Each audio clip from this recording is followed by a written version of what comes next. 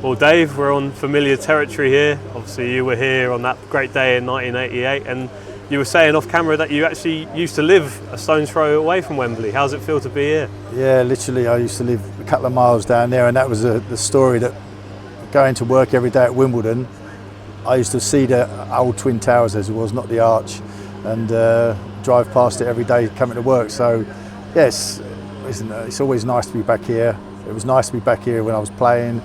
And even better the fact now that I'm dragged back here when Wimbledon get to a playoff final or a final. So it's for me it's a good experience.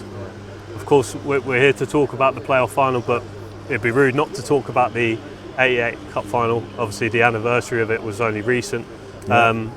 What memories stick out for you? Obviously, the penalty save mainly, but also going up to the Royal Box and lifting the cup itself. Yeah, I mean, I got notification 37 years ago. That's the thing, you can't believe it's 37 years ago, but no, it was a great day, and from the semi-final onwards, our focus was on the final, and I think that from a league perspective, we fell away a little bit because we lost a bit of focus on the league, but to come here as underdogs, but the only people that probably, apart from our fans and ourselves in the dressing room, we thought we could win, the day went to plan. My roommate Laurie Sanchez scored the goal, and as it ends up, I make a save in the final, which is the first penalty save, and I had the honour of being captain. So the day couldn't have got any better for me. Did you say much to Princess Diana when you shook her hand? When she came onto the pitch, she went through the Liverpool ranks first of all, and then came over to me, and I think my first words was, "I thought you'd have worn higher heels to seeing the size of my team," and she said, "Well, they'd have dug in the pitch," and I thought, silly question, Dave. You should have asked that, but no, it was lovely that she was the royal that was there on the day, and getting the trophy off her. It seems a bit strange, but I didn't pay that much attention. I just wanted to get my hands on that trophy and do the cup raise, which I was watching for years while I was growing up. Yeah. Do you watch it back often? I don't watch it back, but obviously it's brought up cup final days and things like that. So and you always get asked about it, so it's not a bad thing to have to talk about. And your medal, is that in a safe place at home? The medal's in a safe place. It's, I've got a few of them. I've got a little World Cup one as well from 1990. So, and I've still got my shirt. So, yes, they're really close to my heart and in safe places. If you were to pass on some advice to our current squad about playing at Wembley, what would you say? Well, have no regrets first and foremost. You got to go out there and give it everything you've got. The pleasing thing is, from a fan's perspective, they've been here before. Obviously, the playing staff is different from those days, but they're going to know that don't go out there in fear. You've got to play with no fear, because I've been here with other teams where I think we went out there with fear, afraid of losing it rather than trying to win it. So I think that's what you've got to do, just go out there and try and win the game. Your old teammate Andy Thorne is now our chief scout. Is it a nice feeling for you to know that you've got so many people still interlinked with the club as it is now?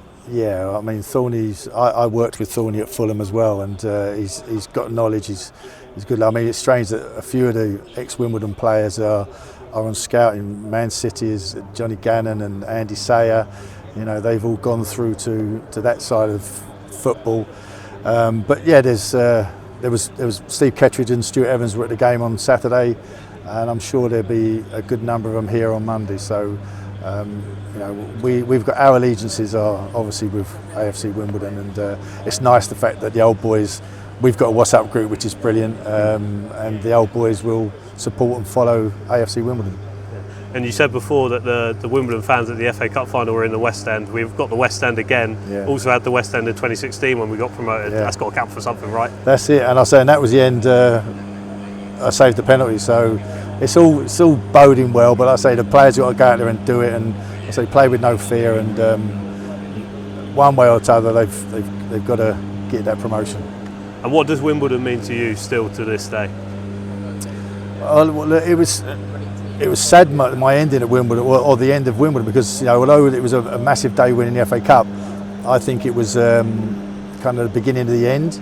The fact that people realised that we had a lot of good players at that club. You know, they didn't necessarily like the way we played, but knew we had good players. And you know, I started the exodus. You know, I was bought, Andy Thorne, and then, you know, Wisey, Vinny. The fact that everyone started going to other clubs.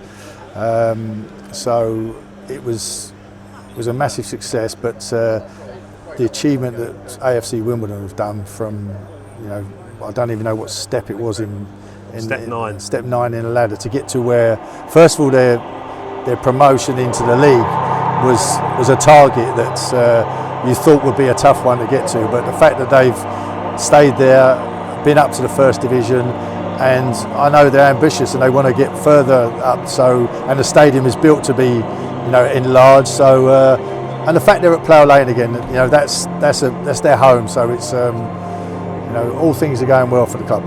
Absolutely. And I know you said before you're hoping to be here on Monday for the final. You've seen us in finals before. Do you still get that sense of pride seeing Wimbledon go out on that pitch? Whenever I'm here, you know, like seeing the boys go out there and kind of that used to be me, you know. So it's your heart's with them, and you know, if you can do anything to help them get over the line, then I would do. Absolutely. Dave, thank you very much for speaking. Pleasure. To us. Thank you. Thank you.